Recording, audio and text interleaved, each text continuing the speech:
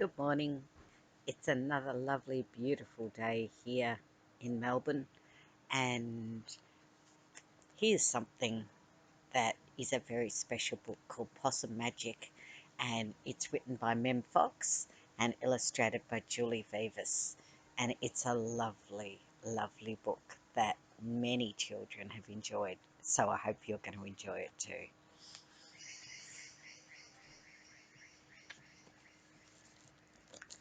Possum Magic.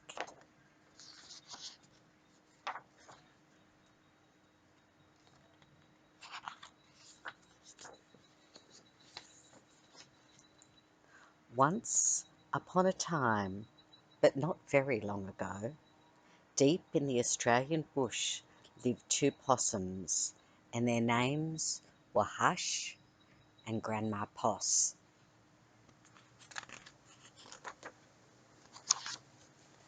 Grandma Poss made bush magic. She made wombats blue and kookaburras pink. She made dingoes smile and emus wink. But the best magic of all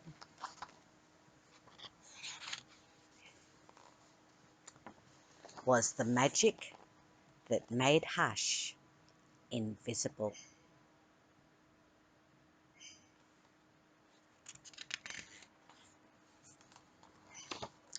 What adventures Hush had! Because she couldn't be seen, she could slide down. Oh, I better read that properly, shouldn't I? Because she couldn't be seen, she could be squashed by koalas. Because she couldn't be seen, she could slide down kangaroos. Do you like going on the slide? I know someone who thinks that the slide is the best thing at the park. Because she couldn't be seen, she was safe from snakes, which is why Grandma Poss had made her invisible in the first place. But one day, quite unexpectedly, Hush said, "Grandma, I want to know what I look like. Please could you make me visible again?" "Of course I can," said Grandma Poss, and she began to look through her magic books. She looked into this book, and she looked into that. There was magic for thin and magic for fat, magic for tall and magic for small, but the magic that she was looking for wasn't there at all. Grandma Poss looked miserable. "Don't worry, Grandma," said Hush. "I don't mind."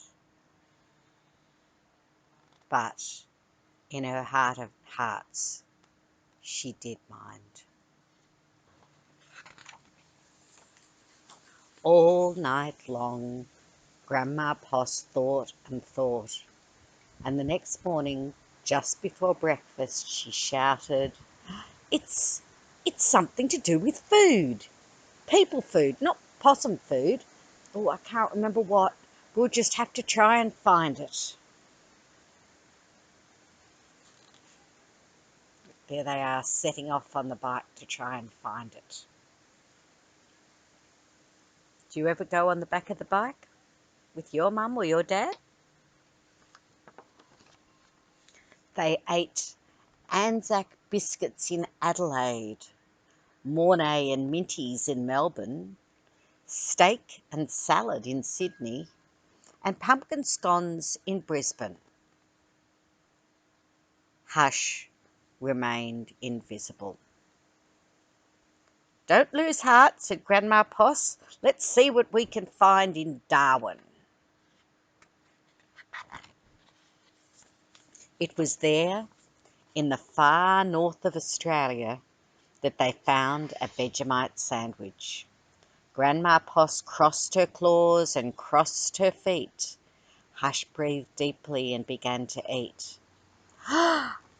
"Look, a tail! A tail!" shouted both possums at once. for there it was, a brand new visible tail. Later, on a beach in Perth, they found a piece of pavlova. Hush's legs appeared. So did her body.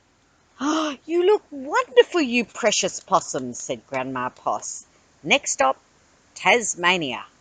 And over the sea they went.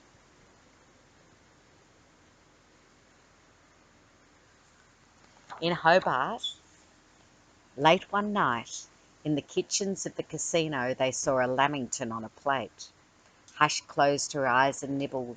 Grandma Poss held her breath and waited. It's worked, she cried, and she was right. Hush could be seen from head to tail.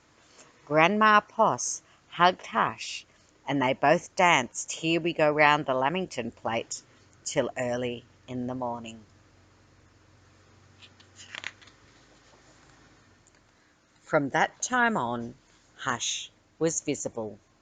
But once a year on her birthday, she and Grandma Poss ate a Vegemite sandwich, a piece of pavlova, and half a lamington, just to make sure that Hush stayed visible forever. And she did. I hope you enjoyed that.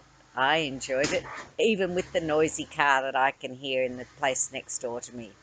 Bye.